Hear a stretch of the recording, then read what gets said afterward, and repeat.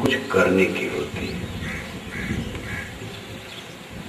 समझ के बिना जब किया जाता है तो बहुत परिश्रम के बाद भी फल नहीं होता, अच्छा फल उतना बढ़िया नहीं होता। समझ के किया जाता है तो उसका फल अच्छा होता है। कितनी बातें तो ऐसी होती है, समझ लेने के बाद उसमें करना कुछ रहता ही नहीं, केवल समझना रहता। समझना क्या है और करना क्या है। जो करना है उसको भी समझना है, और जो केवल समझना है उसको तो समझना है। भूत प्रेत आपको सताते हैं, इसको केवल समझना है। भूत प्रेत नाम की कोई चीज कहीं नहीं, केवल मन की भ्रांति है। आपको भूत प्रेत सताते हैं।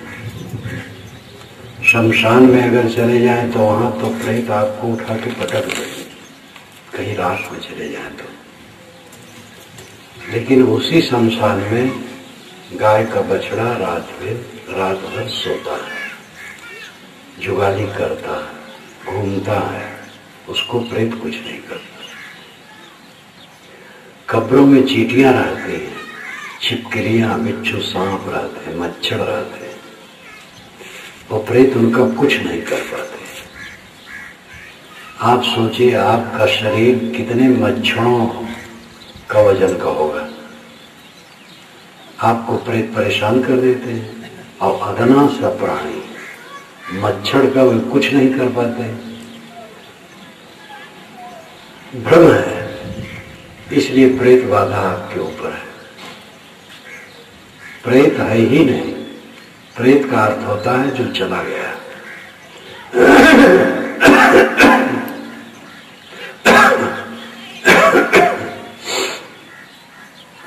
जो जीवात्मा शरीर को छोड़ के चला गया उसको कहते हैं प्रेत आत्मा। प्रेत का अर्थ है गया हुआ। प्रेत और भूत की कोई योनि और खानी नहीं होती है, न उनका जन्म है, न विवाह है, न बचपना है, न जवानी है, न बुढ़ापा है, न उनके घर द्वार का पता है, न उनके खान पान का पता है, न उनके टट्टी पेशाब का पता है। आपके आंगन में गाय टट्टी कर दे और बकरी और ऊंट, तो पता चल जाएगा ऊंट का है, बकरी का है, गाय का है। प्रेत की टट्टी का भी कहीं पता चला है? मैं सन 1954 से छत्तीसगढ़ में घूम करके घोषणा करता हूं कि कोई बैगा हो आवे मुझे भूत प्रेत बाधा से ग्रसित कर दे। जितने भूत इतराफ में हैं सब मेरे ऊपर कर दे, कोई नहीं मिला। भूत प्रेत नाम की चीज है ही नहीं। जड़ चेतन का ठीक से निर्णय हो जाए, समझ जाए, भूत प्रेत नाम की कोई वस्तु नहीं। भूत प्रेत का भ्रम कटा, बस उसके लिए कुछ करना नहीं। मुझे भूत बाधा थी। भूत, एक भूत और एक भूतिन, उसकी भी पत्नी होती है, और एक ब्रह्म राक्षस। क्योंकि जब ब्राह्मण मरते हैं भूत होते हैं तो ब्रह्म राक्षस होते, वहां भी वर्ण व्यवस्था है। तो एक ब्रह्म राक्षस, एक भूत और एक भूतिन, तीन मुझे लगते थे। अब मैं परेशान होता था और झड़ाता था तो अच्छा लगता था। जब कबीर साहब का ज्ञान मुझे मिला सन 50 में, तो वो सारे पूरी बिस्तर बांध के चले गए, क्योंकि भ्रम से मैं परेशान रहता था। मैं सन 50 में कबीर पंथ का परिचय प्राप्त किया हूं। उसके पहले कबीर पंथ में नहीं जानता था। कबीर साहब को तो जानता था कि बहुत बड़े संत हुए। कबीर साहब का भजन सुनता था, कुछ पंक्तियां याद भी हो जाती थी। लेकिन कबीर पंथ होता है, कबीर पंथी भक्त और साधु होते हैं, नहीं जानता। 50 में जाना, फिर संतों से मुलाकात हुई है और कबीर पंथ को मैं पारखी संतों के थ्रू जाना, इसलिए और भ्रांति कट गई। ग्रह लगता है, ग्रह टेढ़ा है, आपके ऊपर टेढ़ा है, सबके ऊपर क्यों नहीं टेढ़ा? खुले आकाश में जितने लोग बैठेंगे सबको धूप बराबर लगेगी, किसी को लगे किसी को न लगे ऐसा नहीं। आपको ग्रह बाधा है तो दूसरे क्यों नहीं? ग्रह बाधा भी बकवास है। योगिनी दाहिने बाएं है, झूठी बात है। छींक से, पूछ लेने से, टोक देने से कुछ नहीं होता। दाहिने बाएं अंग फड़कने से कोई हानि लाभ नहीं होता।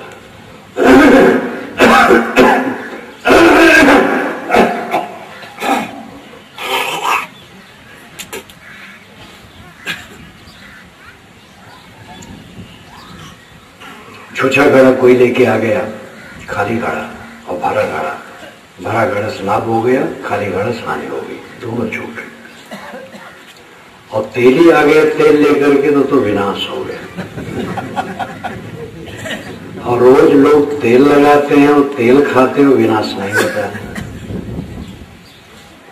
इतना सारा पाखंड नग, ये नग धारण करने से, ये धातु धारण करने से कल्याण होता है। तो अंगूठियां खूब लोग बांधते हैं, पढ़े लिखे लोग ज्यादा बांधते हैं। जितनी अंगूठियां दुनिया में बनती हैं 95% पढ़े लिखे लोगों में है, बाकी और में। लोग कहते गांव वाले अनपढ़ लोग अंधविश्वासी होते हैं, लेकिन ये पढ़े लिखे लोगों में एक तबका इतना घोर अंधविश्वासी है कि इन्हीं को धूर्त लोग ठगते हैं। लाल मुंह का बांदर चतुर होता है, उन्हीं को मदारी फंसा करके नचाता है। काले मुंह का बांदर भूखा होते, बेवकूफ, वो नाच ही नहीं सकते, तो उनको नहीं फंसाते। ये जो दुनिया के बड़े बड़े गुरघंटाल तांत्रिक बाबा हैं, सिद्ध बाबा लोग, ये धनियों, नेताओं, शिक्षितों को पकड़ के फंसाते हैं, क्योंकि ये चतुर बानर है और इन्हीं को नचाते हैं। सारी अंगूठियों में 95% अंगूठियां शिक्षित पहनते हैं, और जितने जितने बड़े गुरघंटाल हैं ये सब इन्हीं का शोषण करते हैं। ये सब अविवेक के कारण, अज्ञान के कारण, अंधविश्वास, परंपरा सुनते आए हैं, दिमाग पर लदा।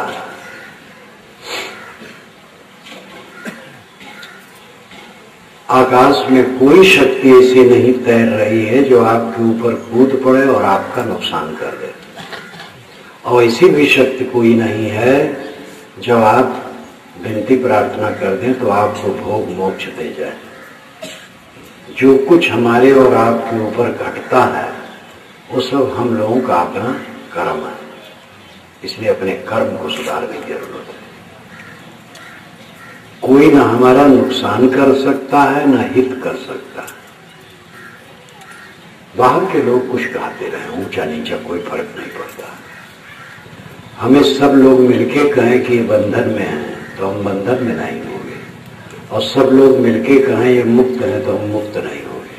मुक्ति बंधन उच्च स्थित निम्न स्थित अपने परिश्रम का परिणाम है। अंधविश्वास से ऊपर उठो। दिशाशूल नाम की कोई चीज नहीं, सब दिशा में किसी दिन जाओ।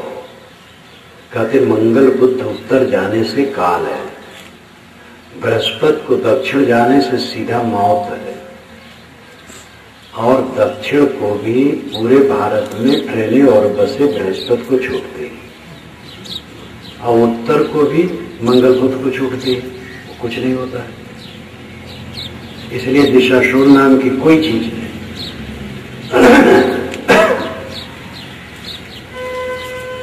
इसी प्रकार के अन्य अंधविश्वास, जितने अंधविश्वास हैं सब आपके बनाए,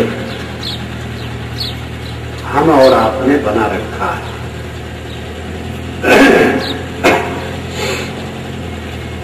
बहुत दिनों से उनका संस्कार दिमाग पर लदा है और उसमें पिस रहे हैं। निष्पक्ष होकर के समझिए, सारी भ्रांतियों को अलग कर दीजिए।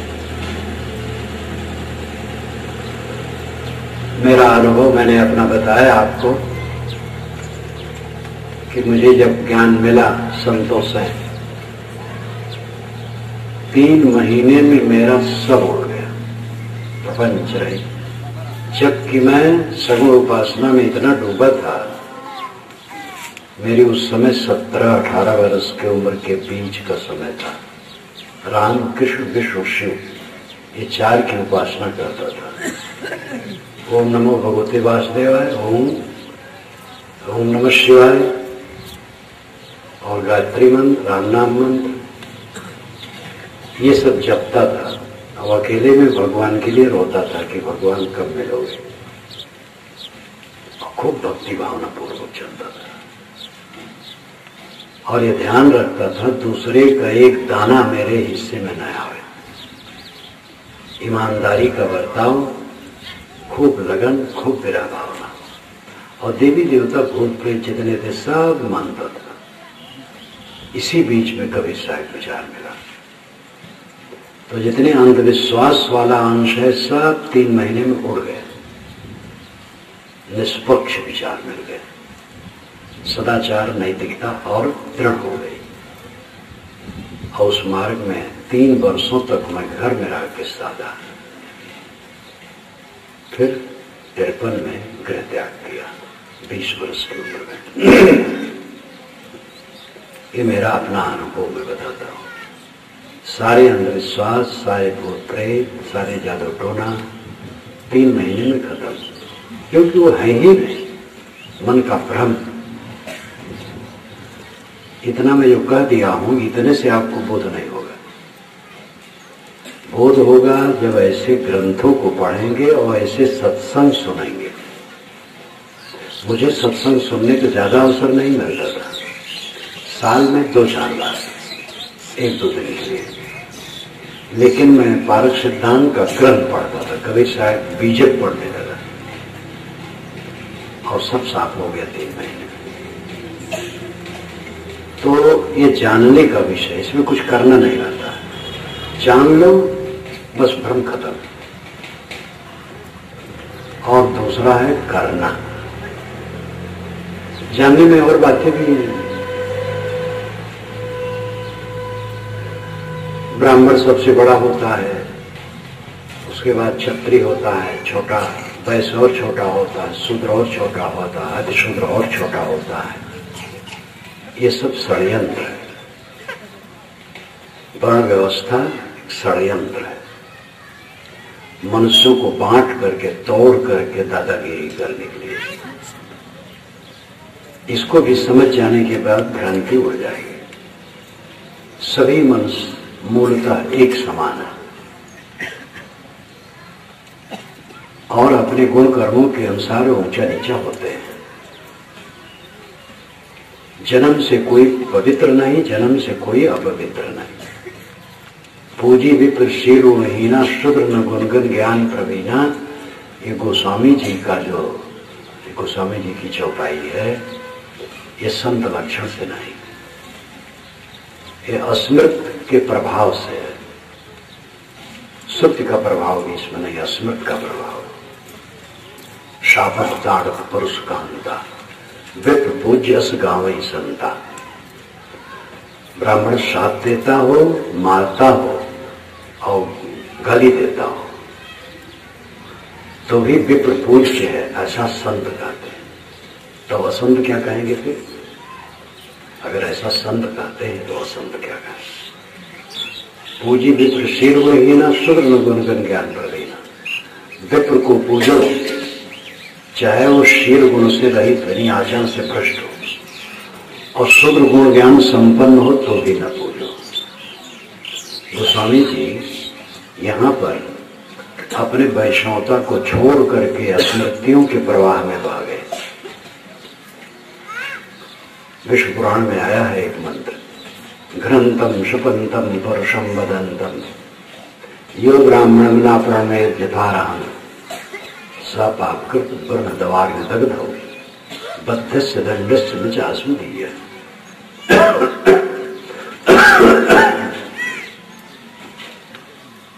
घ्रंतम ब्राह्मण किसी को मारता हो, घ्रंतम शपंतम शाप देता हो, परुषम वदंतम गाली देता हो, यो ब्राह्मण न प्रणमेत यथाराहं ऐसे ब्राह्मण का जो पूरा आदर नहीं करता है, सा पापकृत ब्रह्म दवाग्न दग्ध हो, वो पापी है, ब्रह्म दावाग्नि से दग्ध, सा पापकृत ब्रह्म दवाग्नि दग्ध हो, बद्धस्य दंडस्य न चास्मदीय, उसको मार डालना चाहिए, दंड देना चाहिए। विष्णु भगवान कहते हो मेरा नहीं, ऐसा क्रूर भाव वाला मंत्र है ये विष्णु पुराण का। और इसी का अनुवाद गोस्वामी जी ने कर डाला बिना सोचे समझे। ऐसा विष्णु आज आवे और कहे कि ब्राह्मण मारता हो, गाली देता हो, शाप देता हो, ऐसे ब्राह्मण को जो नहीं पूछता है, ब्रह्म दावाग्नि से दग्ध है, पापी, उसको मार डालना चाहिए, ऐसे विष्णु भगवान को जेल खाने में जाना पड़ेगा। आज इस जनतंत्र भारत में जहां पर वर्ण व्यवस्था का ढकोसला खत्म कर दिया गया और मानव मात्र समान सभी दिशाओं में अधिकारी है, चाहे कहीं भी विष्णु भगवान को जेल खाने में जाना पड़ेगा। लेकिन बात तो यह है कि विष्णु ऐसा कर नहीं सकते। जो पुराणों के विष्णु हैं वो एक व्यक्ति है और जगत पालक है, तो जगत पालक हैं तो वो कैसे किसी को ऐसा गाली देंगे। और वेद का जो विष्णु है वो ऐसा नहीं, वो शक्ति है एक। वेद का विष्णु सूर्य है, सूर्य को विष्णु कहा जाता है, विष धातु से विष्णु शब्द बनता है। मेरी एक पुस्तक है छोटी सी, विष्णु और वैष्णव कौन, अगर इसमें हो तो ले लेना, बहुत छोटी सी 2-4 रुपये पुस्तक। विष धातु से विष्णु शब्द बनता है। सूरज की किरणें सब में प्रविष्ट होती हैं, इसलिए सूरज को विष्णु कहा गया है। इदम विष्णु विचक्र में त्रेधा हृदय पदम समूढ़ मत्स्य पान सुरे, एक ऋग्वेद में आता है।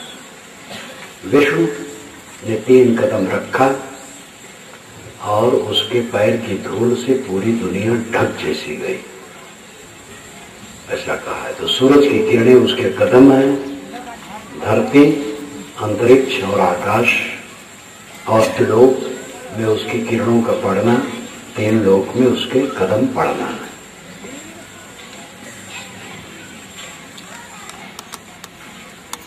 जन्म जात ऊंच नीच की भावना, इतना घृणित विचार पुस्तकों में लिख डाला गया है हजारों वर्षों की हद है। वेदों में ऐसा नहीं, वेद के बाद की पुस्तकों में जब दादागिरी ज्यादा शुरू हो गई और लोगों को बेवकूफ बनाने का काम किया गया, शूद्र केवल मोटा काम करे, 3 वर्णों की सेवा करे, उससे कल्याण है, उसको पढ़ना लिखना नहीं चाहिए, तब स्वाध्याय नहीं करना चाहिए। ये भयंकर षड्यंत्र है। मानव मात्र को पढ़ना लिखना चाहिए, मानव मात्र को अपना कल्याण करना चाहिए। खेती करो, पढ़ो भी, जूता टांको, पढ़ो भी, साधना भी करो, वेद भी पढ़ो, टट्टी भी फेंको, कोई हर्ज नहीं। सुबह उठ करके लोग अपनी टट्टी रोज धोते हैं। जगत गुरु महामंडलेश्वर उनके पावन सब सुबह उठ करके मेहतर का काम करते हैं। कौन मेहतर नहीं, सबके पेट में टट्टी भरी, सबके मुंह में दांत क्या है, हड्डी है, सबके शरीर पर जाम लपेटा है और सबके अंदर में ब्रह्म बैठा, आत्मा। इसलिए मौलिकता में कोई फर्क नहीं, मानव समान है। ऊंच नीच की भावना पापपूर्ण है, छुआछूत आचार के अनुसार है। गंदे आचार विचार वालों के हाथ का भोजन नहीं लिया जा सकता है, पवित्र व्यक्ति के हाथ से लिया जाना चाहिए। कोई टट्टी घर से निकला है तो अछूत है, स्नान कर लिया अछूत नहीं, अछूत अछूत आचार के आधार पर होता है। जन्म से कोई अछूत नहीं है। गलत काम करता अछूत है, गलत काम छोड़ दे अछूत नहीं। इसलिए इन तथ्यों को समझने की जरूरत है। इन तथ्यों को समझ लेने पर भी इनमें कुछ करना नहीं रहता। भ्रम कट गया, बस मानव के साथ सुंदर बर्ताव।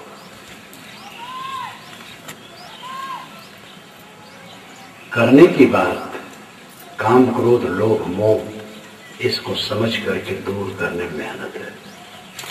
ये करने की चीज है। ये समझो कि देह और आत्मा दो है, एक नहीं है। आप आत्मा है, देह नहीं। देह क्षण क्षण बदलती है, आत्मा एक रस अमर अविनाशी है। आत्मा परमात्मा है। आत्मा से अलग बाहर कहीं परमात्मा मिलने वाला नहीं। अपने मन को समेट करके आत्मलीन होना, परमात्मा को प्राप्त होना। आत्मा न किसी का अंश है न अंशी है, न व्याप्त है न व्यापक है, ये भी समझना चाहिए। ईश्वर अंश जीव अविनाशी चेतन अमल शाश्वत राशि, आपने सुना है। गीता में भी कहा गया ममेव अंशी जीव लोके जीव भूता सनातन। जीव मेरे अंश है और सनातन है। अंश है वो अविनाशी है, दोनों विरोध है। जो अंश होगा अविनाशी नहीं होगा, अविनाशी होगा अंश नहीं होगा। ध्यान दीजिए, अंश का मतलब टूटा हुआ, टूटा अविनाशी नहीं होता। विकारी वस्तु टूटती है तो और टूटती है। 10 हाथ का चद्दर है, एक फिट काट दिया गया तो चद्दर अविनाशी नहीं है, तभी कटा है। और जो एक फिट कटा है उसको और काट सकते हैं। तो ना अंशी अविनाशी है ना अंश अविनाशी है। ईश्वर अंशी है, जीव अविनाशी है, तो इसका मतलब दोनों नाशवान है। जो अविनाशी होगा वो अंशी होगा ही नहीं, वो तो अनादि है, अनंत है, नित्य है। इसलिए ये चौपाई का भाव विशिष्टाद्वैत मत है, सार्वभौमिक मत नहीं है। विशिष्टाद्वैत मत में अंशांशी की भाव है और द्वैत मत में अंशांशी का भाव नहीं है। वैष्णव में ही जो द्वैत मत वाले हैं इस चौपाई को नहीं मानते। अयोध्या में इस चौपाई के भाव को मानने वाले भी हैं और इसके विरोधी भी हैं। वो वैष्णव द्वैत मत वाले भी वैष्णव हैं, लेकिन इसको नहीं मानते। वो कहते जब अविनाशी है तो अंश कैसे, और अंश है तो अविनाशी कैसे। आप स्वयं विचारिए, जो अंश होगा किसी का, तो किसी का अंश होगा विकारी होगा, नाशवान होगा, अविनाशी हो ही नहीं सकता है। और जब अविनाशी है तो अंश कैसे होगा। शब्द कहती है ना जायते मृते वा विपश्चित नायम कुतश्चित न भगवो कश्चित अजो नित्य शास्त्रों पुराणों न हनिते हनिमाने शरीरे। ना जायते मृते वा विपश्चित, विपश्चित कहते हैं पंडित को, लेकिन यहाँ अर्थ है ज्ञानवान आत्मा। ये ज्ञानवान आत्मा न जायते न मृते, न जन्मता है न मरता है। नायम कुतश्चित न भगवो कश्चित, कुतश्चित कश्चित न बभू। कुतश्चित नाम किसी से, कश्चित नाम कोई, न बभू नहीं पैदा होता। क्योंकि आत्मा जब अविनाशी है तो किसी से पैदा क्या होगा और उससे क्या पैदा होगा, वो तो अजर अमर है। इसलिए कहते हैं अजर, वो अजन्मा, नित्य नित्य शाश्वत सदा से। न हन्यते हन्यमाने शरीर, शरीर के नाश होने पर भी उसका नाश नहीं होता है। ये प्रमाण युक्ति पर बल है। युक्ति और प्रमाण से किसी वस्तु की सिद्धि होती है, उसमें युक्ति प्रबल है। युक्ति यह है कि अविनाशी अंश नहीं होता, अंश अविनाशी नहीं होता।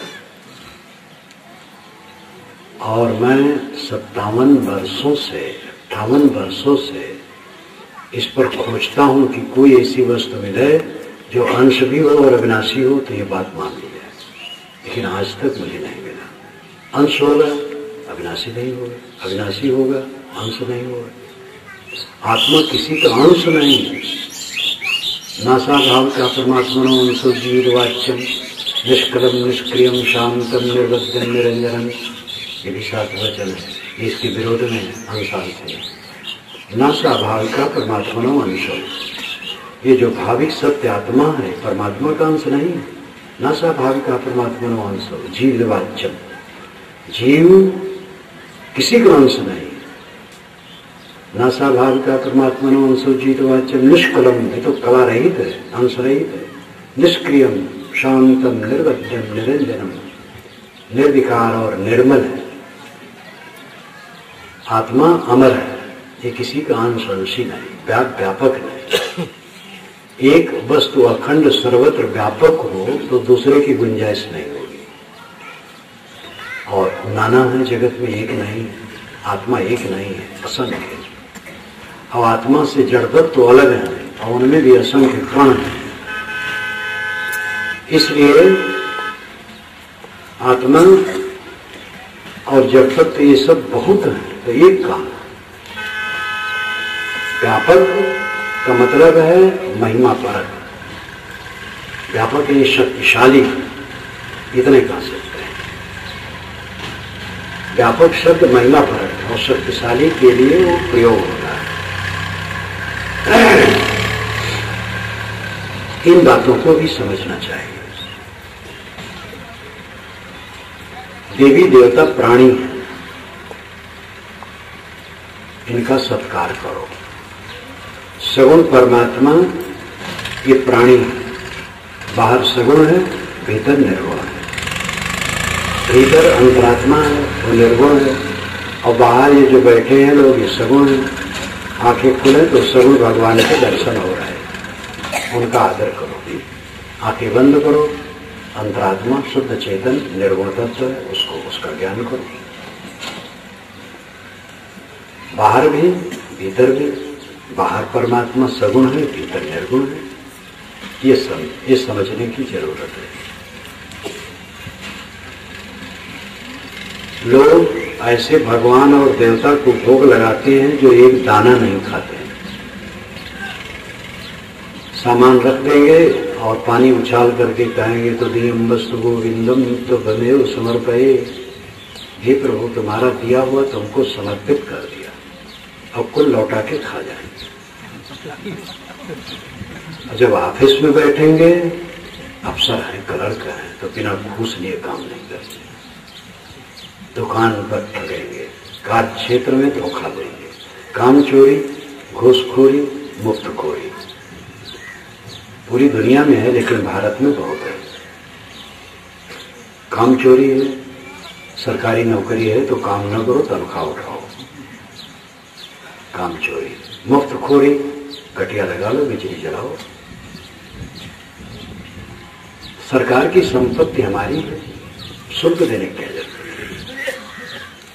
है। इस प्रकार मुफ्तखोरी और घूसखोरी,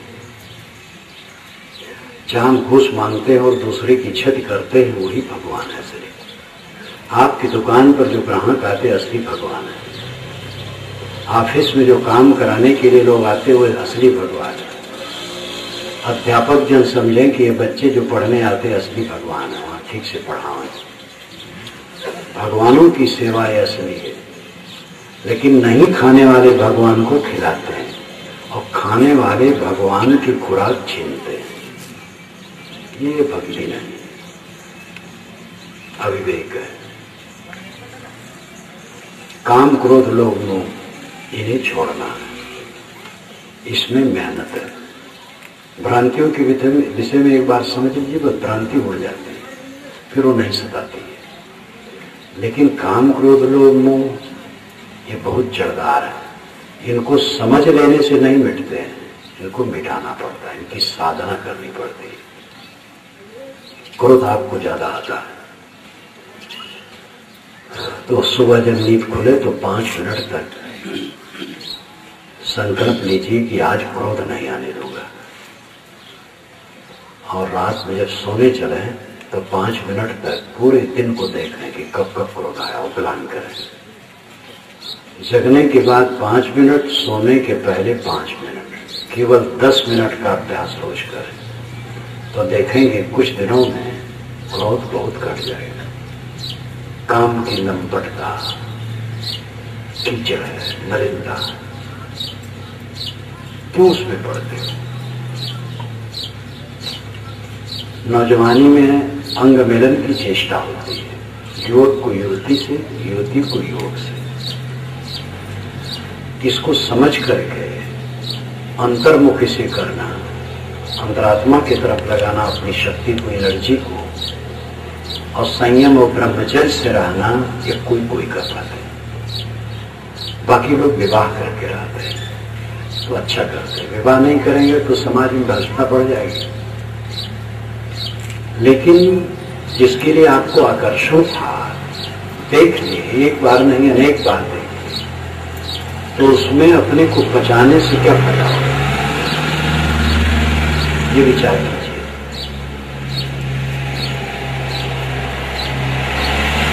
ये तो उसमें आप अपने को बारंबार बचाते हैं तो नुकसान है, अहित है। आप अकेले में बैठे हैं, चित्त शांत है, आनंदित है, काम वासना की याद आई, हटाए नहीं, सोचने लगे, सोचते सोचते मन उद्वेगित हो गया। मन उद्वेगित होने पर भी स्त्री को पुरुष और पुरुष को स्त्री हर समय मिलना मुश्किल। उद्वेगित हुए, परेशान हो रहे हैं, और मिल जाए तो अच्छी हुई, मिले हुए, पश्चाताप हुआ, जलानी हुई, वासना बढ़ी, तृष्णा बढ़ी, क्या फायदा हुआ? गर्भाधान के लिए नर नारी का संयोग गृहस्थी के लिए उचित है, बाकी तो निरर्थक है। अनेक बार देख चुके हो, अब संयम से रहो, अपने को उठाओ इस कीचड़ से। जब जब उसमें पड़े हो तो पछताए हो, क्या पाए हो? विचारो, चिंतन करो। शरीर हड्डी मांस का ढांचा है, इसको देख करके क्या लुप्त हो रहे हो? दूसरे के शरीर से चिपक करके टट्टी, पेशाब, पसीना, थू, गंदगी की सेवा क्या पाओ? विवेक करो, चिंतन करो, मनन करो, ऐसा स्वाध्याय करो, काम वासना घटेगी। लोभ करने से नुकसान होता है, लोभ को जीत करके काम करो। कोई लोभ करके बीज रहने दे घर में, खेत में न डाले तो क्या होगा? वस्तुएं व्यक्ति के लिए है, धन धन नहीं है, जन धन है, ये ध्यान दो। जो आपके परिवार में लोग हैं वह धन है। माता पिता, पत्नी, भाई, बच्चे और सास ससुर, देवरान जेठान, सास बहू, जो जिस रूप में मनुष्य हैं वह सब खुश हैं, ये विशेषता है। और धन को लेकर के आपस में कलह हो गया तो नरक हो गया। कौरव पांडवों ने धन को धन माना तो धन के लिए लड़ गए और नरक हो गया। 18 दिन में विध्वंस। राम और भरत धन को धन नहीं माने, जन को धन माने। राम ने भरत को धन माना और भरत ने राम को धन माना, तो दोनों के बीच में अयोध्या का राज्य कंदुक बन गया। राम ने ठेल दिया, भरत ने भी ठेल दिया। मजबूरन भरत ने उसकी सेवा की, भोग नहीं किया। ये उदारता है और उच्चता है। जन को धन समझो। जो परिवार के लोग हैं वह धन है, वह खुश रहे। और धन को धन माने, अब आपस में कलह हो गया, क्या जिंदगी है? भाई भाई कलह कर रहे हैं, कहते हैं हम भाई से बात नहीं करेंगे चाहे दुश्मन से कर लें। भाई के समान कौन होगा? रामायण की प्रतियोगिता खूब चलती है और भाई से कितना व्यवहार बढ़िया रहता है, ये विचारना चाहिए। पंडित रजनीकांत शास्त्री की पुस्तक है मानस मीमांसा, इलाहाबाद से छपती है। उन्होंने लिखा है कि मैं गांव में निकला तो अखंड रामायण पाठ हो रहा था, रामचरितमानस का। तो जो पाठ कराने वाले सज्जन थे दरवाजे से निकले, संजोग पड़ा, तो मैंने कहा भाई क्या पाठ, क्यों पाठ करवा रहे हो? तो सब जागे कि हाँ वो भाई साहब से मुकदमा चल रहा है, तो इसलिए मैंने संकल्प लिया कि अखंड रामायण का पाठ करवा दूं, मुकदमे में विजय हो अपनी। तो पंडित रजनीकांत शास्त्री ने कहा, लिखा है कि मैंने खुद देखा कि राम और भरत का इतना ऊंचा आदर्श है कि दोनों ने राज्य को तुच्छ माना। और रामचरितमानस आप भाई पर मुकदमा के पीछे के लिए करवा रहे पाठ, धिक्कार है तुम्हें। बहुत डांटा तो घोड़ पर गिर पड़े और तुरंत अपने भाई से जाके मिले, बस समाधान हो गया। वो तो बस एक दूसरे से न मिलो, बात न करो तो समाधान हो। इसीलिए संवाद की आवश्यकता है। भाई भाई में रोज संवाद होना चाहिए, बातचीत होना चाहिए। पिता पुत्र में, सास बहू में बातचीत होना चाहिए। कितनी सास है बहू से बोलती नहीं, कितनी बहुएं हैं सास से नहीं बोलती। देवरान जेठान एक दूसरे से बोलेंगे। ननद भावज, ननद ना आनंद, भाभी से आनंद रहे। लेकिन वही ननद 4 दिन के बाद भाभी बन करके जाएगी ससुराल, तब पता लगेगा। ये सास जो अपनी बहू को प्यार नहीं देती है, समझ ले इनके बुढ़ापा में इनकी सेवा कौन करने वाला है? लड़कियां नहीं करेंगी, बहुएं करेंगी। और बहुओं को ये प्यार नहीं देती तो बुढ़ापा दुखद होगा। जो अपनी सास को श्रेय नहीं देगा, सास की सेवा नहीं करेगा, नहीं करेगी बहू, तो बहू की बहू आएगी तो उसकी क्या करेगी? ये तो चक्र है, करो सो भरो। इसलिए जन को धन समझो, प्राणियों को धन समझो, प्रेम का बर्ताव करो, लोभ में न पड़ो। 4 भाई हैं, एक भाई मालिक है, तो वो पैसा कुछ प्राइवेट करता जाता है, ये महापाप है। अगर घर में कई भाई हैं तो अगर घर का मालिक बड़ा भाई है तो कोषाध्यक्ष उसे दूसरे भाई को बना देना चाहिए। और अगर न भी कुछ हड़पो तो भी लोगों को संदेह होता है कि इतना रुपया रहा कहां खर्च हो गया, इसलिए लिखा पढ़ी की जरूरत है। और सरल हृदय से परिवार का पालन पोषण करो, पक्षपात न करो। मिठाई बाहर से लाओ तो घर भर में दो, अपने बच्चों के लिए छुपके के नहीं, अपनी पत्नी छुपके से नहीं, सबके साथ मीठा व्यवहार। लोभ को जीतो, क्रोध को जीतो, काम को जीतो, मोह को जीतो। मोह जिसमें हम करते हैं उसका सौंदर्य कब तक रहेगा? सुंदर स्त्री और सुंदर पुरुष को देख करके मोह करते हैं, वो सुंदरता कब तक रहेगी बेचारी? इसमें जितने बूढ़े बैठे हैं, जब इनका विवाह हुआ है तो अपनी दुल्हन के प्रति कितने आकर्षित थे, आज वो कितने आकर्षित हैं? आज तो कितने बूढ़े बातें नहीं करते। जो स्त्री और पुरुष का संबंध स्वर्ग लगता था वो नरक लगता। देखने नहीं चाहते, बात नहीं करना चाहते, बोल दे तो दूसरा डपट लेता। ये कब तक रहेगी लालिमा?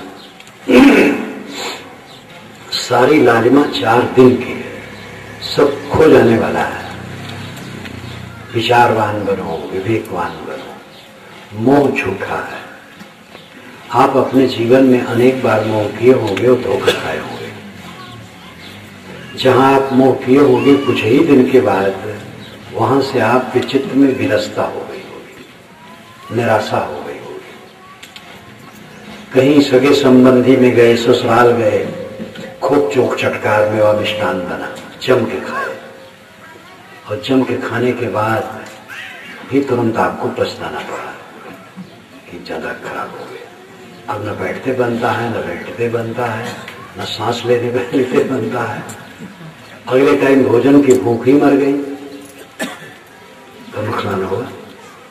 जीभ की चटोरी में पड़ करके खबड़ा और खबड़ी बन करके ज्यादा खा लिए और पीछे पछताना रहा, क्या फायदा होगा? जहां तक आकर्षण है हमारी बेवकूफी, सारे आकर्षण में भंगार है, कुछ उसमें रखा नहीं, पीड़ा है, संताप है। इन बातों पर चिंतन मनन करो। काम को जीतो, क्रोध को जीतो, लोभ को जीतो, मोह को जीतो। काम, क्रोध, लोभ, ये 3 नरक के द्वार कहे जाते हैं। काम मुख्य है। काम जब सफल होता है तब लोभ बढ़ता है, और काम जब विफल होता है तब क्रोध बढ़ता है। काम ही है जड़। काम का मतलब केवल एक ही अर्थ नहीं है।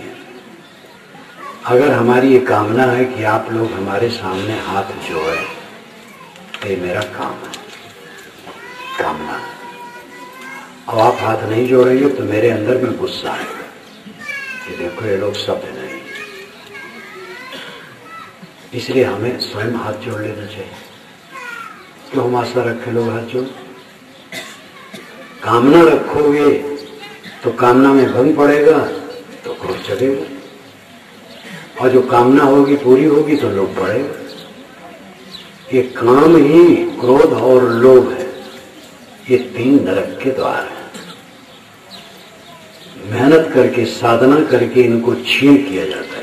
एकाएक ये पूरा जीतने में नहीं आते। जिनको भ्रम है वो तो समझते हैं जीता जा ही नहीं सकता, लेकिन ऐसी बात नहीं, जीता जा सकता है। मेहनत करते करते कटते हैं, छीड़ होते हैं, दुर्बल होते हैं, और फिर ऐसा आ जाता है समय कि पूरा कट जाते हैं, पूर्ण विश्राम मिल जाता है आत्मा को, पूरा विश्राम। परमात्मा पाना नहीं है, मोक्ष पाना नहीं, क्योंकि मोक्ष है ना तो हेतु है ना हान है। अगर मोक्ष पाया जाता है तो उसमें हेतु दोष है, और मोक्ष छूट जाता है तो हान दोष है। मोक्ष पाया जाता है तो इसका मतलब उसका कुछ हेतु कारण होगा, कारण से पाया जाएगा, और जो किसी कारण से पाया जाता है वो मिट जाता है। मोक्ष परमात्मा पाया नहीं जाता है, क्योंकि वो खोया ही नहीं। समझना है, विकार को दूर किए तो जो रह गया वही परमात्मा। जब आप किसी संख्या में भाग करते हैं तो भाग करते करते जब सिंगल रह जाता है तो शेष कहते हैं उसको, शेष। जहां तक द्वैत है, मन से कल्पित है, मन शांत हो गया, द्वैत खत्म हो गया, तो शेष आत्मा रह गया। इसी को सूफी संत, मुस्लिम संत बका कहते हैं, बाकी, बका, हम लोग शेष कहते हैं। आपका आत्मा शेष है, शिव तत्व है, कल्याण तत्व है। विष्णु भगवान शेष शाही है, शेष पर सोते हैं। शेष का मतलब बचा हुआ। जब सारे संकल्प शांत हो गए, स्वयं शेष रह गया, यही विष्णु भगवान की सैया है। विष्णु जो घट घट में प्रविष्ट है वो विश्व है, आत्मा विश्व है। परमात्मा पाना नहीं, और परमात्मा छूटता नहीं। परमात्मा आत्मा है। सबके अंदर में मैं खाता हूं, मैं आता हूं, मैं जाता हूं, मैं काम करूंगा, मैं काम नहीं करूंगा। जो मैं कहने वाला है वही परमात्मा है, वही आत्मा है। वो दो नहीं है, एक है। मैं और मेरा परमात्मा दो नहीं। अपने मन को विकारों से अलग करना है। जितना निर्विकारी मन होगा उतना निर्मल होगा और सुख शांति होगी। पैसा बटोर करके सुख मिलेगा, पद बटोर करके, मनुष्य बटोर करके, जय जयकार करवा करके भ्रम है। पैसा उपयोग है व्यवहार में, व्यवहार तक उसकी सीमा है, आगे सीमा नहीं। प्राणी है, उनमें लेन देन व्यवहार है। प्राणियों का समूह इकट्ठा होने से किसी को शांति मिलेगी? पैसा बहुत हो जाए तो शांति मिलेगी? पैसा, प्राणी, चीजें दुनिया की चीजें हैं और इनका व्यवहार में उपयोग है, सबको करना पड़ता है। सच्चा सुख मन की निर्मलता में। निर्मल मन आत्मलीन होता है, आत्मसंतुष्ट होता है, आत्मस्थित होता है। ये काम सबको करना चाहिए। यह काम लोग नहीं करते हैं। कमाते हैं, खाते हैं, परिवार पोषते हैं, राग द्वेष करते हैं, कला कल्पना करते हैं, मन भोगों में रखते हैं, झगड़ा में रखते हैं, स्थूल बुद्धि हरदम, इसलिए खिन्न, दुखी, पीड़ित, संतापित। जो ये उत्तम जीवन जिसके लिए मिला है उसका ख्याल ही नहीं है। जानवर से भी गई बीती स्थित। जानवरों का भोजन स्वाभाविक है, सब जानवर मांस नहीं खाते हैं। आदमी ऐसा जानवर है जो शाक भी खाता और मांस भी खाता है। अब आदमी ऐसा जानवर है जो तंबाकू भी खाता है। मांस वाले तो कह सकते हैं मांस खाते, प्रोटीन खाते हैं। तंबाकू वाले क्या कहेंगे? वो तो निकोटीन खाते हैं, जहर। आदमी बहुत ज्यादा भटका है। अब आदमी समझ जाए तो आदमी के समान भगवान कौन है? भगवान परमात्मा शिवत्व, खुदा और गॉड की चरितार्थता आदमी ही में है और कई बार नहीं। जानवर, आदमी, फरिश्ता, खुदा आदमी की भी है सैकड़ों किस्में। जानवर इसी में है, मनुष्य में, और आदमी है, फरिश्ता, देवता और खुदा भी इसी में। मनुष्य अपने को संभाल ले, खुदा हो जाए, लेकिन नहीं संभाल पाए तो शैतान हो गए। आपको शरीर मिला है, मन मिला है, बुद्धि मिली है, इंद्रियां मिली हैं, इनको संभाल के रखो, सुधार के रखो। ये लोग भी सुखम भुक्त्वा चाहते सत्यपुरम जयो। इस लोक में सुखी रहो, आगे भी सुखी रहो। इनको बिगाड़ दो, दुर्व्यवहार करो, आज भी दुखी रहोगे, आगे भी दुखी रहोगे। कोई बचाने वाला नहीं। गलत काम करने वाले को कोई भगवान बचा नहीं सकता है। अच्छा काम करने वाले को कोई शैतान डुबा नहीं सकता है।